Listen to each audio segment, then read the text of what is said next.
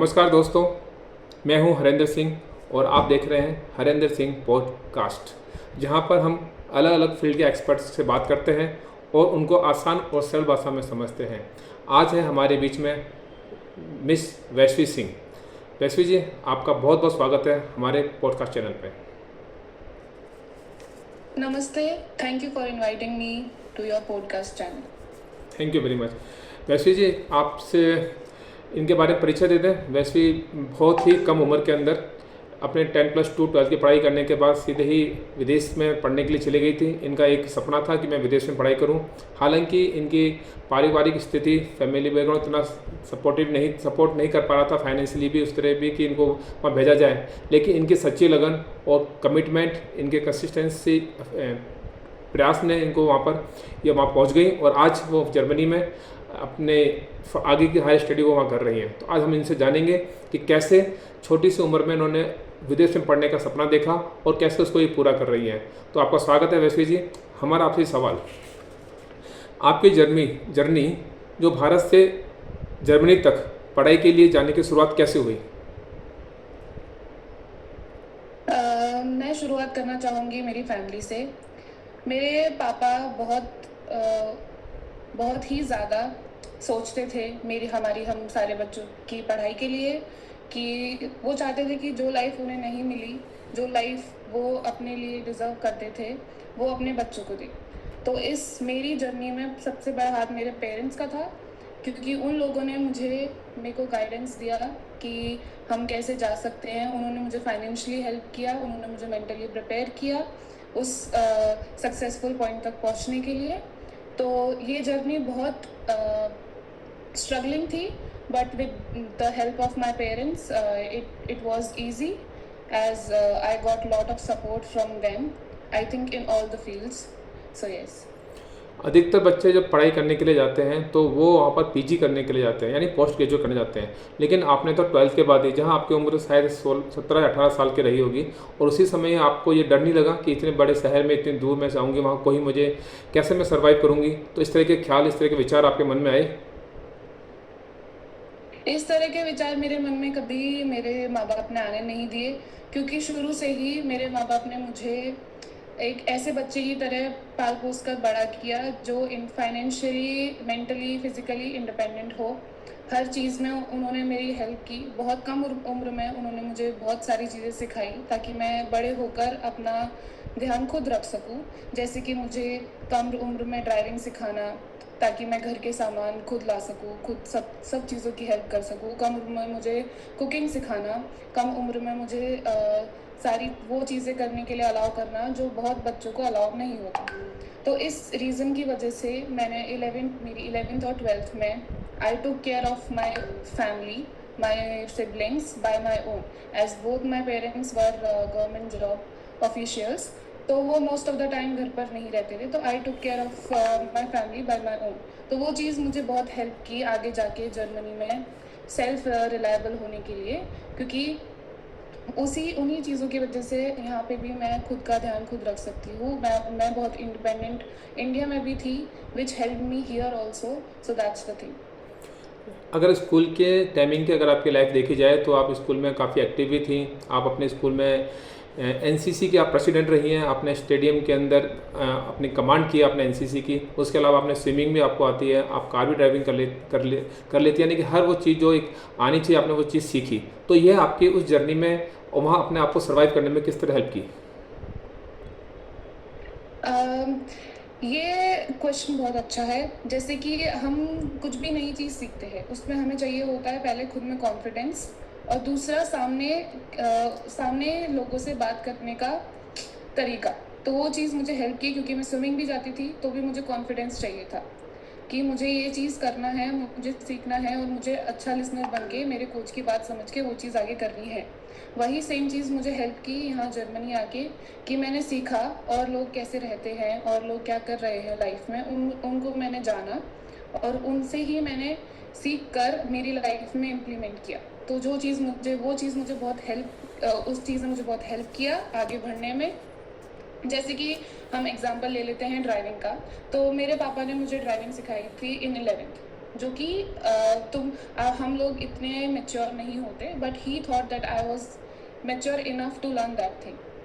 तो हमने पूरा लीगल तरीके से हमने सीखा, सब कुछ किया, बट फिर आफ्टर 12th मैंने वो चीज़ अच्छे से सीखा। अब यहाँ पर आके मुझे ये चीज़ है कि I have licence and everything, so I can drive here also, and पूरा लीगल तरीके से हम कर सकते हैं। तो बहुत चीज़ें जो इंडिया में मुझे सिखाई गई वो यहाँ पे आके मेरे लिए ईजियर हो गई। बहुत अच्छी बात है वैश्वी जी, आपने बहुत सारी एक्टिविटीज़ में पार्टिसिपेट किया और बहुत अच्छा काम किया आपने। एक से बताइए कि फ़ॉरेन में अब्रॉड में पढ़ाई करने का सपना सब बहुत से बच्चों का होता है कि हम विदेश में जाके पढ़ाई करें, फ़ॉरेन में पढ़ाई करें। तो इसके लिए सबसे पहले सबसे ज़रूरी कदम क्या होता है अगर किसी को फ़ॉरेन में पढ़ाई करने के लिए अप्लाई करना है या जाना है तो? सबसे पहला कदम मैं ये कहना चाहूँगी कि ये होता है कि पहले आपको अपना माइंड मेकअप करना चाहिए और मैनिफेस्ट करनी चाहिए चीज़ें कि हम बाहर जाकर पढ़ेंगे। मैंने नहीं, बट मेरे पापा ने ये चीज़ बहुत पहले से लिखी थी अपनी डायरी में कि मैं चाहता हूँ कि मेरे बच्चे बाहर जाकर पढ़ाई करें। तो वो चीज़ मैं कहना चाहूँगी कि वो उनकी चीज़ है जिनकी वजह से मैं अब्रॉड आकर पढ़ पा रही हूँ, क्योंकि वो उनकी मैनिफेस्टेशन थी। बट उनकी मैनिफेस्टेशन के अलावा मेरा दृढ़ निश्चय था, मेरा कॉन्फिडेंस था कि मुझे अगर ये अपॉर्चुनिटी मिली है तो मैं अब बाहर जाके अपना पूरा 100% देना चाहूँगी। और ये अपॉर्चुनिटी मुझे 12th के बाद मिली। I am happy, but it comes with a lot of struggle. But वो भी स्ट्रगल भी मैंने अच्छे से मैं उसको पार कर पाई बिकॉज ऑफ माई फैमिली, क्योंकि उन लोगों ने मुझे बहुत सपोर्ट किया। Whenever I used to feel low कि I want to come back to India, तो my parents were like, we are allowing you to come back to India, but just think about your upcoming future, that will you be able to survive in India living in abroad. So that was the thing which made me do more things, more struggling, and now I am very happy that I come pass through this. So I am very happy and I am blessed to have my parents back. बहुत अच्छी बात है, बहुत अच्छा explanation किया आपने। पर एक चीज़ बताइए कि आपने कहा कि मैनिफेस्टेशन आपके पेरेंट्स ने किया, तो कभी ऐसा नहीं लगा कि वो कुछ चीज़ आप पे थोप रहे हो, प्रेशर बना रहे हो कि नहीं आपको यही करना है, आप कुछ और करना चाहते हो अपनी लाइफ के अंदर, और पेरेंट्स के मैनिफेस्टेशन में वो आप कहीं प्रेशर में, स्ट्रेस में आए हो? ऐसा कह सकते हैं, क्योंकि मेरे पेरेंट्स, बट मैं ये सोचती हूँ कि जो पेरेंट्स बोलते हैं कहीं ना कहीं आपको उनका ज़रूरत भी होती है, क्योंकि वो ही लोग राह दिखाते हैं। मोस्ट ऑफ द टाइम हम जस्ट बड़े हो रहे होते हैं, हमें नहीं पता होता कि कौन सा रो हमारे लिए अच्छा है, कौन सा फ्यूचर हमारे लिए अच्छा है। तो वो my parents gave me 2-3 options that time. मेरे पापा ने मुझे बोला कि आप साइंस मैथ्स लो, मेरी मम्मी ने मुझे बोला कि आप IAS की तैयारी करिए, आप पढ़िए, UPSC की तैयारी करिए। बट दे नेवर, उन्होंने मुझे कभी मेरे ऊपर वो चीज़ प्रेशर नहीं डाला कि आपको यही करना है। उन्होंने मुझे सिर्फ ऑप्शंस दिए कि ये ऑप्शंस हम रख रहे हैं आपके सामने, आपको जो भी करना है वो करिए। अगर वो मेरे ऊपर थोप रहे होते तो आज मैं अब्रॉड नहीं होती। उनकी ही हेल्प की वजह से, उनकी ही जो भी उन्होंने मेरी हेल्प की, उन्हीं की वजह से मैं आज यहाँ पे हूँ। तो मुझे ऐसा लगता है कि पेरेंट्स अगर थोप रहे हैं तो बच्चा कभी सफल हो नहीं पाता। Because of their struggle only I am here, और उन्हीं के ऑप्शंस की वजह से मैंने उस चीज़ को थोपना नहीं समझा। मैंने समझा कि उन्होंने मुझे ऑप्शंस दिए हैं, इनमें से जो मुझे अच्छा लगा मैंने वो चूज़ किया। बहुत अच्छा। एक चीज़ बताइए वैश्वी जी, आपकी जब आपने सोचा कि मुझे अब्रॉड पढ़ाई करनी है, तो कई लोग USA जाते हैं, ऑस्ट्रेलिया जाते हैं, कनाडा जाते हैं और जर्मनी भी जाते हैं। तो आपने जर्मनी को ही क्यों चुना, और वहाँ पर आपके लिए सबसे बड़ी चुनौती क्या है, चैलेंजेस क्या है? जैसे लैंग्वेज चैलेंज हो सकता है, वहाँ पर वीज़ा पास करना, डॉक्यूमेंटेशन चार्जेस वगैरह, इस तरह के काफ़ी चीज़ें, ब्लॉग अकाउंट खुलवाना वहाँ पर, और अकाउंट्स को ऑपरेट करना, इस तरह के छोटे छोटे चैलेंज आते हैं जहाँ बिल्कुल एक 18 साल की बच्ची, 17 साल की बच्ची जब वो चीज़ें करती है तो काफ़ी लगता है कि ये चीज़ तो फर्स्ट टाइम मेरे पास आ रही है। तो क्या चैलेंज आया और कैसे आपने उन चैलेंज को ओवरकम किया? पहला क्वेश्चन ये है कि मैंने जर्मनी क्यों चुना। तो जर्मनी मैंने इसलिए चुना क्योंकि जिस तरीके की मैं न्यूज़ पढ़ती थी कि बाकी की कंट्रीज़ में रेसिज्म हो रहा है, ये सब हो रहा है, US में, UK में, तो मैंने, और तीसरी चीज़ कि Germany was the biggest country with the technical courses, जहाँ पे टेक्नोलॉजीज़ के बारे में बहुत अच्छे से पढ़ाया जाता है। और आई was a science math students, तो मुझे अपना इन्वायरमेंट ऐसा चाहिए था जहाँ मैं बढ़ूँ। I wanted to go from Indian environment to some another environment so I can learn their culture their thinking, their everything, तो इसलिए मैंने जर्मनी चुना। और मैं चाहती थी कि मैं उधर शांति में अच्छे एनवायरनमेंट में पढ़ सकूँ विदाउट रेसिज्म एंड एवरीथिंग। दूसरा क्वेश्चन का आंसर ये होगा कि लैंग्वेज, मैं चाहती थी कि मैं एक नई लैंग्वेज सीखूँ, even though it was very hard, still I am learning. But लेकिन ये चीज़ एक एक वो होती है कि तुमने कुछ नया अचीव किया दूसरी कंट्री में जाके। As I was a English speaker in India also, I studied in convent school, तो there I use to speak in English, so that would never be a second thing that I can learn in going to US or UK. That was a big hurdle coming to Germany, but that helped me a lot. Now I can talk in German and have a conversation with German people. Learning German make me feel involved with them, which is a nice thing. And the thing that when I was 17, my parents, as I said earlier also, that my parents, they always gave me task every time when I was in India also, that you have to complete this task, you have to do this by on your own. Even though my dad is a bank manager, even though I went to the another bank to open my account, to do all the financially documentation that has to be done before going to Germany. So that thing, I think my parents know how they can make me a very strong child. So that's why they gave me these tasks so I can do them by myself. So that helped me a lot after coming here, because all the things I did it in India also, and the same thing I was doing here. The thing was only the country changed, but I was mentally prepared by my parents. So that helped me a lot. Very nice, बहुत अच्छा। एक चीज़ बताइए कि आपने 15 years India में पढ़ाई की 12th तक, उसके बाद फिर आप लगभग 2 साल से आप जर्मनी में हैं और वहाँ पढ़ाई कर रहे हैं। तो अगर वहाँ का एजुकेशन सिस्टम देखा जाए, स्ट्रक्चर ऑफ स्टडी देखा जाए, तो इंडिया की स्टडी, मैं ये नहीं कहता कि इंडिया की स्टडीज़ का लेवल सही नहीं है या कम है, ऐसी बात नहीं, बट टेक्निकली और स्ट्रक्चर वाइज कैसे डिफरेंस है? I think in India we have lot of new thinking students and a very nice culture of study. But the difference is in Germany, they people teach practically most of the times, and in India we are just mugging up things, theories and everything. And that's the thing, the people in India, they study for the exams, that's it, and after that they don't remember what they wrote in the exam and everything. But in Germany, as I have given exams, I think 4 or 5 times I have given exams, the thing is most of the time they are not theoretical, most of the time they are practical. So if you don't know a single thing, you cannot pass those exams, you have to remember.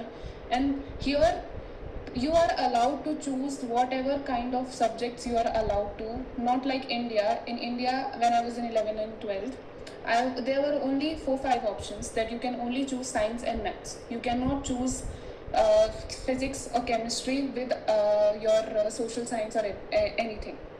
But here it depends on a student, in whichever field he or she is interested, they can choose that.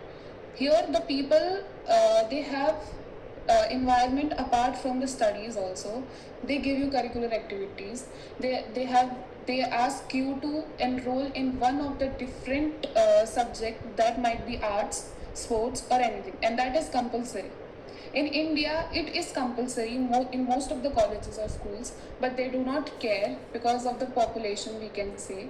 And also most of the time the difference is, in India the students who are studying, they are only studying, and they have zero communication level with the people outside their college or outside their study life or student life. Here you have to get involved in everything, so you can see like people here are more confident as compared to Indians. एक चीज़ और बताइए, आपने बहुत अच्छी तरह explain किया studies के बारे में, वहाँ के एजुकेशन सिस्टम के बारे में। जिस तरह यहाँ इंडिया में स्कूल्स में बच्चों पर एक कंट्रोल होता है स्कूल के मैनेजमेंट का, वहाँ के टीचर्स का, तो क्या इस तरह वहाँ भी स्टूडेंट्स के ऊपर उनके प्रोफेसर से, उनके टीचर्स का किसी तरह कंट्रोल रहता है, या फ्री रहते हैं कि आपकी इच्छा, आप करना चाहें तो करें या ना करें? हाँ, ये हम कह सकते हैं, क्योंकि यहाँ पे एक अलग से ऑफिस बनाया जाता है काउंसलिंग के लिए। वहाँ पे they see each and every student marksheet, और उसमें जिस भी स्टूडेंट का कुछ भी लेस होता है या फिर उसमें वो किसी भी चीज़ में वो लैग कर रहा होता है, तो they call them, they have appointments, they call them one by one, they have counselling sessions, they ask them कि आपका क्या मन है, आप अगर सब्जेक्ट चेंज करना चाहते हैं तो आप कर सकते हैं।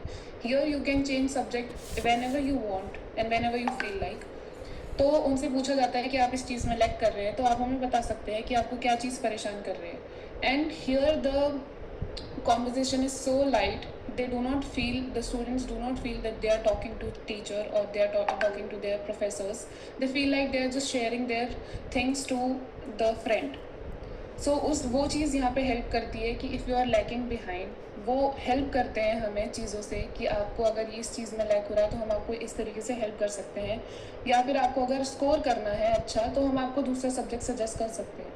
तो जिसकी वजह से वो जो बच्चा होता है वो स्ट्रेस फ्री होता है, वो अपना और अच्छे से माइंड अपना लगा सकता है पढ़ाई में, and that helps a lot. Thank you very much Vaishvi ji, thank you. Vaishvi ji ये बताइए कि एक स्टूडेंट को जर्मनी में एडजस्ट करने के लिए कौन कौन सी अपनी हैबिट्स, अपने स्किल्स सबसे ज़्यादा काम आती है? आई थिंक यहाँ पे एडजस्ट करने के लिए first thing is you have to learn German. At least I am not saying कि पूरा आपको उनके लेवल तक जर्मन आना चाहिए। Most of the times what I did wrong after coming here was I never used to talk to them in German, even though I knew a little bit, but then also I never talked to them, जिसकी वजह से मुझे वो group में involve होना ऐसा लगता था कि it's very hard to get involved with them, and that makes you feel homesick, क्योंकि फिर ऐसा लगता है कि हमें इंडिया जाना है, हमें वापस अपने अपने देश जाना है, वहाँ पर लोग हैं, समझते हैं, ये है, बट ऐसा नहीं होता। यहाँ पे हमें ट्राई करना होता है। People everywhere are very nice, they make you feel involved, and most of the time the thing is यहाँ पे हमें अपना schedule plan करना पड़ता है।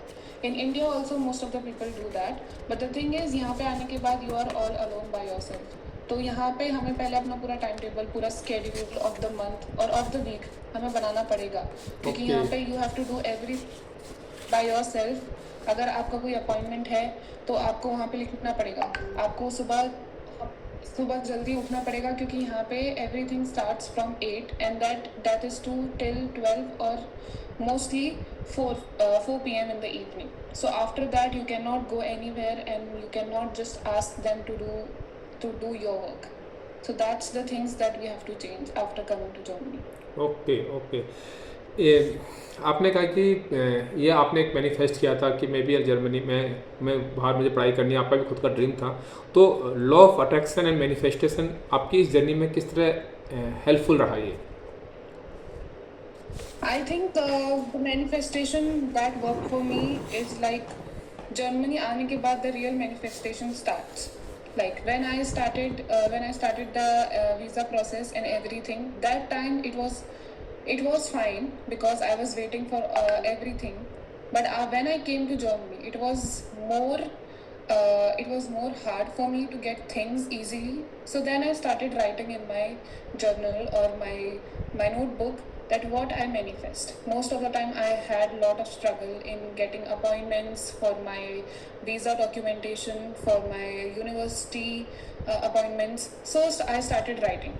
So I literally showed my dad that I wrote these things. Like I said earlier, I write things, schedule my whole week or my month. Then I started seeing the results. I used to write them 1 month before, or I think 1 week before, and 1 week after or 1 month after, I used to get those things done easily without getting in a lot of hustle. So I think after coming to Germany, that manifestation and law of attraction helped me a lot, as whatever I used to write, that was happening, and I have the results. So yeah. Okay. इसमें मतलब कि आप कहना चाहते हो कि आपने उन्हें जो अफर्मेशंस थी, आपने जो आपके गोल्स थे, वो ड्रीम्स आप डायरी में लिखा करती थी, उनको विजुलाइज किया करती थी, और उनको just like a vision board जो आपने अपने दीवार पे लगा कर उनको देखना और उस पर काम करना, और आपने काफ़ी लंबे समय तक अपनी डायरियाँ लिखी हैं, आपको डेली डायरी लिखने का आपको शौक भी था, तो उसी वजह से वो चीज़ धीरे धीरे मैनिफेस्ट हो गई यानी। और जब आपने ये चीज़ें लिखना स्टार्ट किया, मैनिफेस्ट किया, तो वो चीज़ मतलब कि बिल्कुल एफर्टलेसली आपको वो चीज़ें मिलने लगी, जहाँ पर काफ़ी स्टक हो जाया करते थे वो रास्ते खुलने लगे। थैंक यू वेरी मच हम ये चीज़ पूछना चाहेंगे कि जब चीज़ें मुश्किल लगी तो आपने अपने माइंड सेट को पॉजिटिव रखने के लिए कौन सी मैनिफेस्टेशन टेक्निक्स अपनाई? मतलब कि कभी कभी आपके मन में ये भी आता होगा कि पता नहीं होगा कि नहीं होगा, तो वहाँ से उस नेगेटिविटी से बाहर निकलने के लिए और अपनी एनर्जी लेवल को हाई करने के लिए आप अपने लिए कौन सी टेक्निक्स अपनाते थे, क्या करते थे आप? This was very hard for me for 1 year, I can say. For 1 year, I used to call my parents every time I feel like I want to go home, I want to go home. I never faced those problems. I used to run away from those kind of problems. But then I went to my parents, my home. The only thing that I heard from my parents was like, whatever you feel like, if you want to come back, we are here for you. We are not going to say anything. But the thing is, they only gave me two options. Like, just talk to yourself and ask yourself, like, what will you feel if you will leave this opportunity and come back to India? And then I sat and thought that this is true, that I cannot live in India after living here, because the culture difference is a lot. When I came here, I changed my own self, whole thing I changed to settle down here. But if I will leave this place and go to India, it will just all go in vain. Nothing will happen. So the thing is, first I used to run away, but then when the second year started, I used to write things that these things are not happening. अगर मैं उन्हें लिखूंगी तो first thing that I am attracting those things, so this will happen. The manifestation is doing its work and I have to do mine. तो मैंने वो लिखा, मैंने वो चीज़ किया जितना, it's not like I just wrote and I did nothing. I wrote those things and I used to see those things every day and I used to do everything on the written paper कि मुझे आज appointment लेना है, कि मुझे इतने time तक मुझे ये सारी चीज़ें करनी है. तो वो चीज़ों के बाद I made myself so busy that I am just writing and I am doing all the things that I wrote. And the thing is, whenever I feel that I am alone or I want to go home, so I just imagine my future self in front of me. That if I will feel like this, what will happen to my upcoming future myself? That how I see myself. But if I will change my plan now, then I cannot imagine myself what I imagined before, what I want to become. So that helped me a lot to overcome my homesickness or loneliness. Very good. बहुत अच्छा आपने बताया कि किस तरह आपने चीज़ों को मैनिफेस्ट किया, किस तरह आप उनको बार बार उनको रिपीट करते रहे. एक चीज़ ज़रूर बताइएगा कि आपने बचपन से ही, जब से आपने होश संभाला तब से आपने इन चीज़ों को मैनिफेस्ट करना स्टार्ट किया, फिर आप उसको प्रैक्टिकली चीज़ों को लेके आने लगी और आपका एनसीसी में कमांडेंट बनना, कॉलेज अपने स्कूल का प्रेसिडेंट बनना, ये भी आपने मैनिफेस्ट किया. विदेश की धरती में पहली बार, वो भी बिना किसी सपोर्ट के, बिना किसी कोई आपके पेरेंट्स ना कोई आपके रिलेटिव के साथ गया, आप अकेले ही यहाँ से सफ़र करने गए. और जब वहाँ जर्मनी में पहली बार जब अपना कदम रखा तो आपको क्या फीलिंग हुई वहाँ पर कि मैं अकेली, यहाँ कोई नहीं मेरा, कहाँ जाऊँगी? मैं अपना ऑनलाइन ही सारा अपना रूम बुक कराया, अपना रेंट पर, कॉलेज की सारी बुकिंग आपने कराई, यूनिवर्सिटी में एडमिशन आपने खुद ने कराया अपने इस पर. तो कैसा फीलिंग हुआ पहला दिन, कैसा एक्सपीरियंस था आपका कि आपका जो मैनिफेस्ट वो पूरा हो रहा था उस समय? First thing, when I was leaving my country, I was very sad, but at the same time I was very excited to just land in the new country, because I never went to abroad in my life, not even as a tourist. The thing is, I was so happy to just see the new world and also shocked. It was a shocking moment for me just to leave my culture and coming to a new culture out of all of a sudden. But जो excitement था, that was more than anything, more than emotional, more than sadness, everything. The excitement was above all of that. तो मैंने सारी चीज़ें खुद की, इस वजह से मुझे ये आसानी हुई सब कुछ, सारी चीज़ें जानने में, सारी चीज़ें खुद करने में. जब मैं फर्स्ट टाइम वहाँ पे गई तो मुझे जाते ही अपना सिटी रजिस्ट्रेशन कराना था, मुझे सारे डॉक्यूमेंट्स अप्रूव कराने थे, मुझे वहाँ पे सब कुछ, अपना एड्रेस सब कुछ चेंज करवाना था. तो वो चीज़ें, as I told you earlier also, कि मैंने वो सारी चीज़ें प्लान कर ली थी जाने से पहले ही. I wrote them in my notebook, and whenever I used to do 1 or 2 things, I used to tick them that I have done these things. तो मेरे लिए वो बहुत आसान था तो उसी के साथ साथ मैं अपना एक्साइटमेंट जो मेरा मेरा मैं चाहती थी कि मैं नई कंट्री में जाके मैं एक्सप्लोर करूँ, मैं घूमूँ, उनका कल्चर जानूँ, उनके लोगों को जानूँ, तो मैंने अपने काम के साथ साथ वो चीज़ें भी की और मुझे बहुत अच्छा लगा न्यू कंट्री में आके। It was a nice experience. एक चीज़ बताइए कि abroad study and law of attraction दोनों को मिलाकर प्रैक्टिकली अगर देखा जाए तो स्टेप्स क्या ले सकते हैं, क्या हो सकते हैं? इसके लिए हम ये कर सकते हैं कि हम अगर शुरू से ही हमारा मैनिफेस्टेशन कर रहे हैं तो चीज़ें अपने आप ही हमें अट्रैक्ट करने लगती हैं। हम फाइनेंशियली हम अपना बैकग्राउंड स्ट्रॉन्ग करने लगते हैं, हम अपना मेंटल स्टेट स्ट्रॉन्ग करने लगते हैं कि how we will be able to live abroad alone. तो जैसे ही लॉ ऑफ अट्रैक्शन हमें खुद ही अट्रैक्ट करता है कि चीज़ें उसके ही हिसाब से हमारी लाइफ में होने लगती है। हम हमारे पास खुद ही हर्डल्स आने लगते हैं जो हम उसको ओवरकम करने लगते हैं, जिसकी वजह से हमारी वो चीज़ें अपने आप होने लगती है। And which is like most of the things जो हमें टेक केयर करना है जाने से पहले is only that we have to be financially strong, we have to be mentally strong, and we have to take care of ourselves by all our own and do laws of attraction manifestation on the side of what you are doing in your life. That helps a lot. Very good. एक चीज़ बताइए कि आपने अपने dream को manifest करने के लिए कोई भी अपनी अफर्मेशन बताई, क्योंकि आपको डायरी लिखने का बहुत शौक था, आप डेली डायरी लिखा करती थी और डायरी लिखे बिना आप सोती भी नहीं थी, तो उसमें आपने कौन सी अफर्मेशन लिखी और कौन सी विजुअलाइजेशन टेक्निक आपने उसमें इम्प्लीमेंट की? The first thing which I write every day in my diary is like I am the successful, nice human being in my future self, in my present self, and I will be the successful woman of my family. So the thing is, this is the first thing I write every time, and this includes all of the things that if I will write this will include that I will be a good student in my university, I will have a nice life, I am good. And the second thing I write that I am a healthy person, which I am taking care of myself nowadays, that I am a healthy person, my body is very fit, healthy, and it is working very good. So ये चीज़ें मैं रोज़ की life में implement करती हूँ। I am a good student, it means I have to study on time.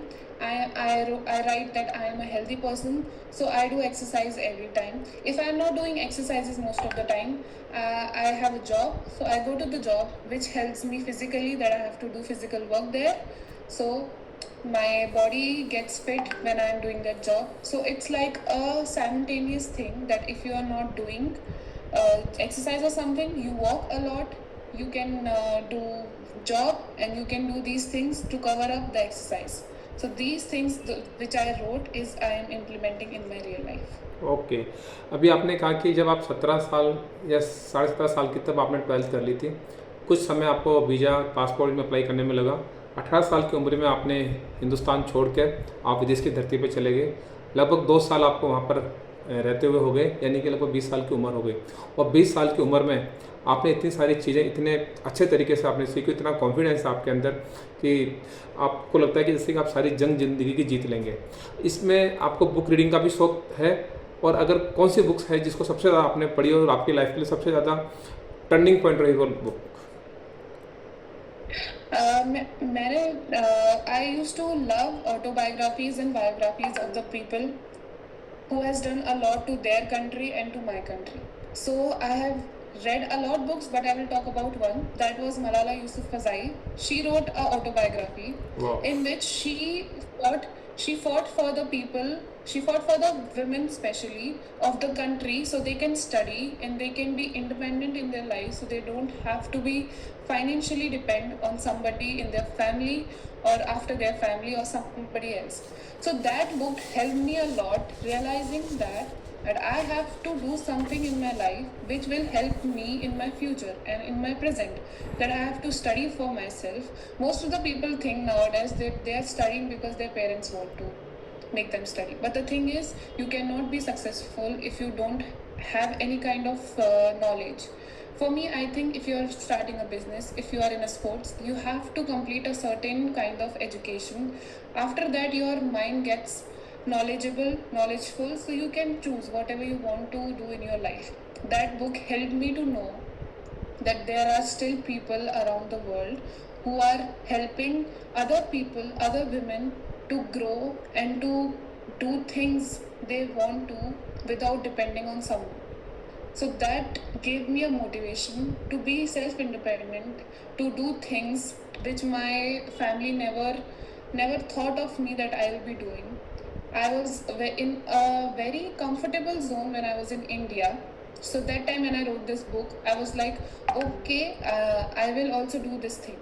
But that time I was just imagining it. But after coming here, I am implementing what I read, what I wrote in that book.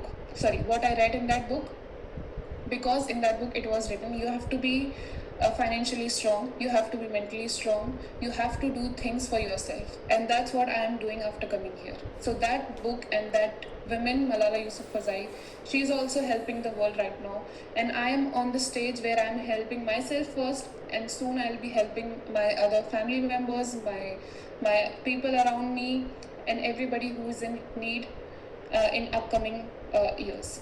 Really तथास्तु, जो भी आपने सोचा वो सारे dreams आपके पूरे हों, सारे गोल्स पूरे हों। आपकी थॉट बहुत अच्छी है, बहुत ऊंची थॉट है, आप बिल्कुल प्योर सोल हो, और इस तरह की अगर आपके विचार, आपके थॉट्स हैं तो रियली में यूनिवर्स आपके सारे थॉट्स पूरे करेगा। एक चीज़ और कि अगर आज के स्टूडेंट और हमें यहाँ सुन रहे हैं ऑडियंस जो चाहते हैं कि विदेश में विदेश में पढ़ाई करने का सपना देख रहे हैं, उनका ड्रीम है कि मुझे विदेश में पढ़ना है, तो आप उनको क्या सिंपल टिप्स देंगे, गोल्डन टिप्स क्या देंगे उनके लिए?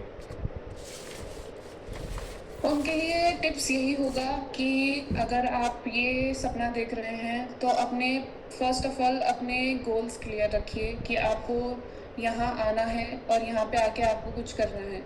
आप ऐसा नहीं कर सकते कि आपने पूरा प्लान किया और आप मेंटली इतने स्ट्रांग नहीं हैं कि आप यहाँ आने के बाद एकदम से आपने अपना प्लान चेंज किया, हम यहाँ नहीं रह सकते, we have to go back to India.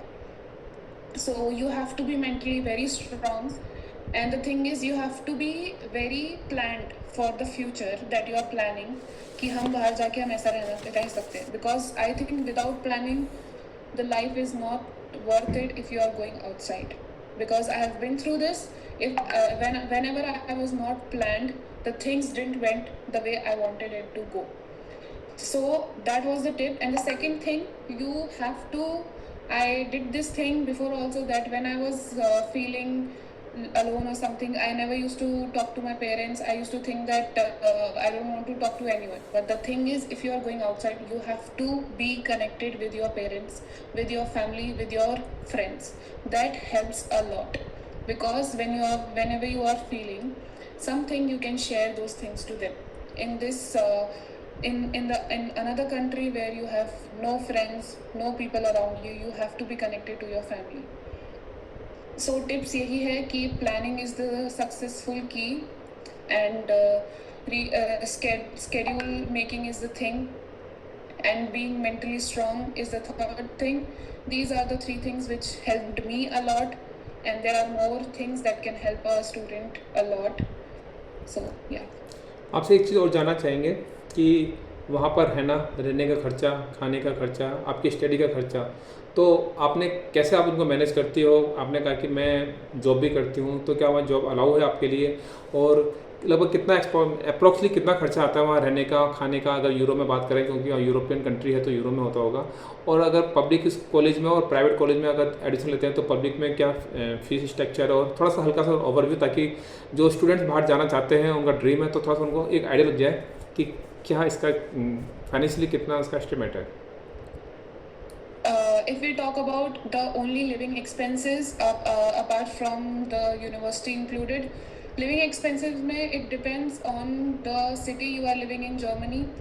There are some big cities where the rent is very high, the living expenses is very high. So right now I am living in Stuttgart, where if you are living in student dorms are like sharing in 10 people, sometimes 4 people, sometimes more people, or sometimes like 2 people only. So it depends on the people sharing.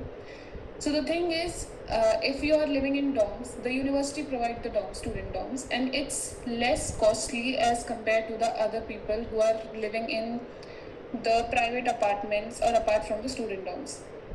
So including this, The food can be the monthly food expenses can go up to 100 euros to 200 euros, and the rent can go up to 400. So including all these things, the living expenses per month can be 600 or 500 euros, 500 to 600 euros for a normal person. And this includes all the tickets that you are buying for transportation, public transportation, and that also includes that network you are using, and the Wi-Fi they are giving, and they also charge for that. And if we talk about the universities, in public universities, that is government university we can say, and the private ones, public university also has fees from now onwards. I think from last year, Germany has started fees for the public universities also, in which you have to pay less as compared to private, but you have to pay. Sometimes public universities fees can also vary from different universities and different cities. So the public university can go up to 2,000 euros to 3,000 euros, and the private is also can go from 4,000 to 5,000 euros per semester. And the thing is, it depends on the universities, as I told before. So including all this, the cost can go in 6 months up to 10 lakhs or something. And if I am doing a job here, if we talk about job, student visa allows 20 hours per week for a student to work in Germany, and that is in when you are doing your when your university classes are going on. And if your vacations are going on here, you can work full time for 2 months. They allow you to work for 40 hours per week if you are on vacations. So I think if you are doing job, that makes it easier for you to you can take care of your expenses by your own. Thank you very much Yashvi ji. एक last question ये कि आपकी इस Germany की इस study की journey में जो आप पढ़ाई कर रहे हैं, इन 2 सालों में आपको सबसे बड़ा लाइफ का अगर कोई लेसन मिला तो क्या मिला? That self-independent is the key. I think not relying on anybody for anything is the best thing you can ever have. And जो मुझे lesson मिला was like कि हम खुद से जितना भी कर सकते हैं उतना हमें करना चाहिए. हमें छोटी छोटी चीज़ों के लिए किसी और पे डिपेंड नहीं होना चाहिए. हमें अपना माइंड इतना स्ट्रांग बनाना है कि हम कोई भी स्ट्रगल, कोई भी हर्डल हम खुद अकेले सॉल्व कर सकें. So the thing is, in 2 years, I came to know that I have to be my own self. I have to do all the struggles, all the things by myself. I don't have to rely on anybody for just doing simple things for me. And I think every person or every student should do this, according to me. Because if we start relying on someone for doing simple things, then it will be very hard if someday you have to do it by yourself alone. So this was the first thing and useful thing that I get to know in 2 years. बहुत अच्छा, आपके साथ ये podcast करके बहुत अच्छा लगा और रियली में आपका कॉन्फिडेंस तारीफ़ काबिल है. आपका बहुत बहुत धन्यवाद. और मैं एक बार फिर बता दूं, वैश्वी मात्र 18 वर्ष की उम्र के अंदर हिंदुस्तान से पढ़ाई करने के लिए, अपने ड्रीम को, अपने सपनों को पूरा करने के लिए जर्मनी चली गई थी. उसके बाद 2 साल से लगभग उनको वहाँ रह रही हैं, अपनी स्टडी कर रही हैं और इसके अलावा अपने पार्ट टाइम करके अपने खुद का अपना खर्चा भी निकालती हैं ताकि अपने फैमिली पर उनको ज़्यादा फाइनेंशियली दबाव ना पड़े. और हम उनके अच्छे भविष्य की कामना करते हैं और भगवान से, यूनिवर्स से हम प्रेयर करते हैं कि आपके जो भी ड्रीम्स हैं, आपके जो भी गोल्स हैं वो पूरे हों, ताकि आप अपने साथ साथ अपने अराउंडिंग जो भी पीपल्स हैं, जो भी आपके नियर एंड डियर्स हैं, उन सबके आप हेल्प कर सको. Thank you very much. आपका बहुत बहुत धन्यवाद आप यहाँ पर आए. Thank you for inviting me.